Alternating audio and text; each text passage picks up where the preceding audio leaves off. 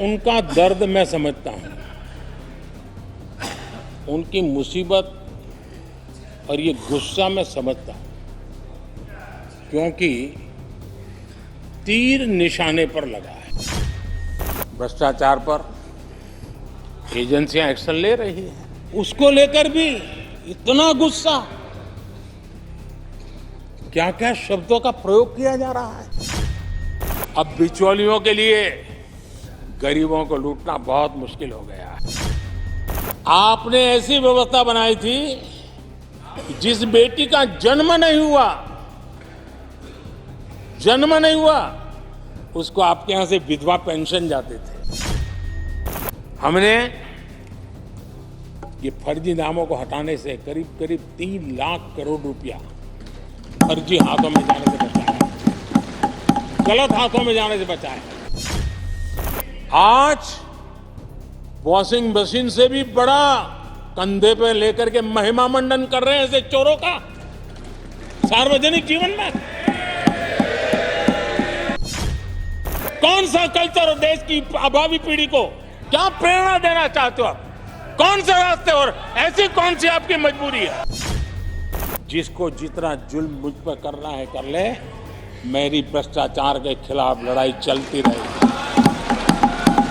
जिसने देश को लूटा है उनको लौटाना पड़ेगा, जिन्होंने देश को लूटा है उनको लौटाना पड़ेगा।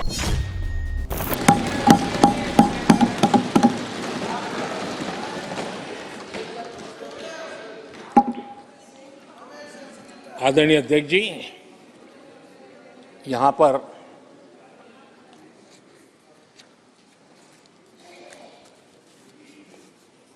बहुत गुस्सा व्यक्त किया गया, जितना हो सका उतने कठोर शब्द में गुस्सा व्यक्त किया गया। उनका दर्द मैं समझता हूं,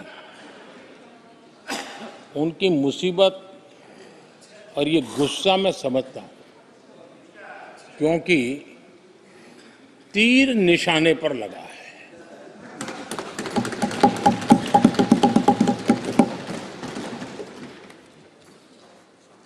भ्रष्टाचार पर एजेंसियां एक्शन ले रही हैं, उसको लेकर भी इतना गुस्सा, क्या क्या शब्दों का प्रयोग किया जा रहा है। आदरणीय अध्यक्ष जी, 10 साल पहले हमारे सदन में, पार्लियामेंट में क्या चर्चा होती थी? सदन का पूरा समय घोटालों की चर्चा पर जाता था, भ्रष्टाचार की चर्चा पर जाता था, लगातार एक्शन की डिमांड होती थी। सदन यही मांग करता रहता था, क्या जा रहा है, तो लोग उनका, अध्यक्ष जी, इनके समय में एजेंसियों का सिर्फ और सिर्फ राजनीतिक उपयोग के लिए नहीं दिया जाता था। अब आप देखिए उनके कालखंड में क्या हुआ। पीएमएलए एक्ट के तहत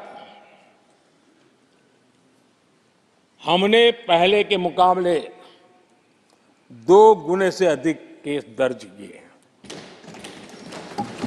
कांग्रेस के समय में ईडी ने 5,000 करोड़ रुपए की संपत्ति जब्त की।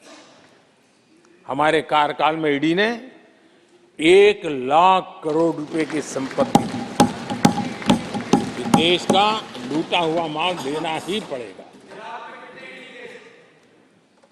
और जिनका इतना सारा माल पकड़ा जाता हो, नोटों के ढेर पकड़े जाते हो, और अधीर बाबू तो बंगाल से आते हैं, देखे हैं नोटों के ढेर उन्होंने तो किस किस के घर में से पकड़े जाते, किस किस राज्यों में पकड़े जाते थे। ये देश ये नोटों के ढेर देख देख करके चौंक गया है। लेकिन अब जनता को आप मूर्ख नहीं बना सकते। जनता देख रही है कि किस प्रकार से यूपीए सरकार में जो भ्रष्टाचार की बातें होती थी, उसका टोटल 10-15 लाख करोड़ का रहा है। चर्चा होती थी। हमने लाखों करोड़ के घोटाले तो अटकाए, लेकिन उन सारे पैसों को गरीबों के काम लगा दिया, गरीबों के कल्याण के लिए। अब बिचौलियों के लिए गरीबों को लूटना बहुत मुश्किल हो गया है। डायरेक्ट बेनिफिट ट्रांसफर,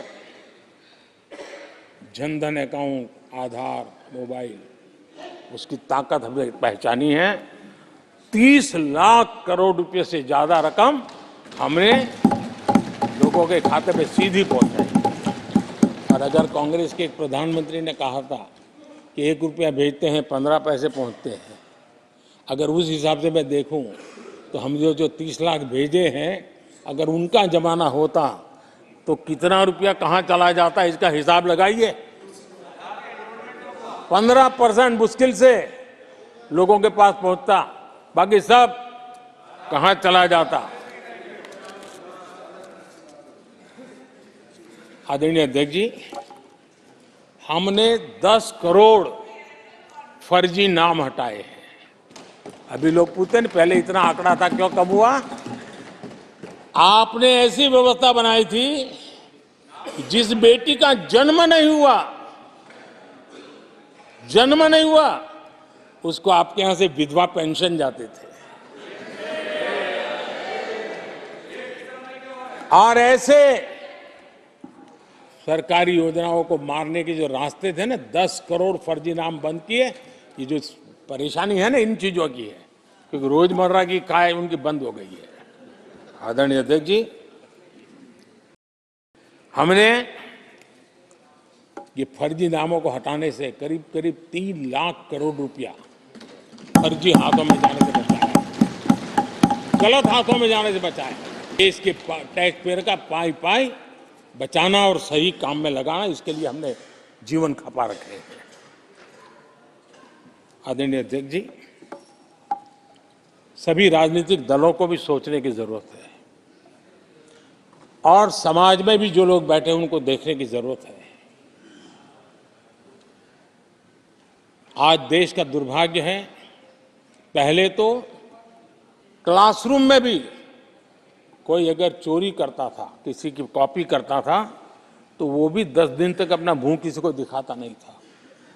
आज जो भ्रष्टाचार के आरोप जिन पे सिद्ध हो चुके हैं, जो जेलों में समय निकाल करके पैरोल पर आए, आज वॉशिंग मशीन से भी बड़ा कंधे पे लेकर के महिमा मंडन कर रहे हैं ऐसे चोरों का सार्वजनिक जीवन में। कहां ले जाना चाहते हो देश को तुम? जो सजा हो चुकी है, मैं ये तो समझता हूं कि आरोप जो है उनके लिए तो आप सोच सकते हैं, लेकिन जो गुनाह सिद्ध हो चुका है, जो सजा काट चुके हैं, जो सजा काट रहे हैं, ऐसे लोगों का महिमा मंडन करते हो आप? कौन सा कल्चर और देश की अभावी पीढ़ी को क्या प्रेरणा देना चाहते हो आप? कौन से रास्ते और ऐसी कौन सी आपकी मजबूरी है?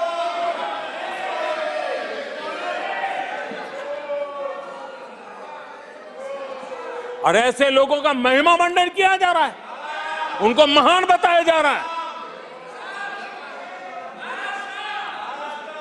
जहां संविधान का राज है, जहां लोकतंत्र है, माननीय अध्यक्ष जी, ऐसी बातें लंबी नहीं चल सकती हैं। ये लोग लिख करके रखे हैं कि ये जो महिमा मंडन का काम चल रहा है उनका, वो अपने ही खात्मे की चिट्ठी पे सिग्नेचर कर रहे हैं लोग।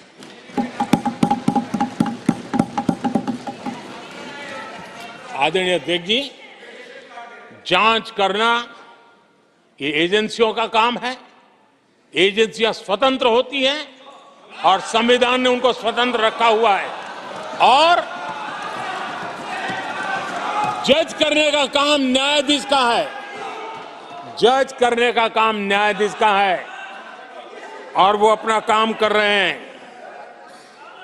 और अध्यक्ष जी, मैं इस पवित्र सदन में फिर से दोहराना चाहूंगा, जिसको जितना जुल्म मुझ पर करना है कर ले, मेरी भ्रष्टाचार के खिलाफ लड़ाई चलती रहेगी। जिसने देश को लूटा है उनको लौटाना पड़ेगा, जिन्होंने देश को लूटा है उनको लौटाना पड़ेगा।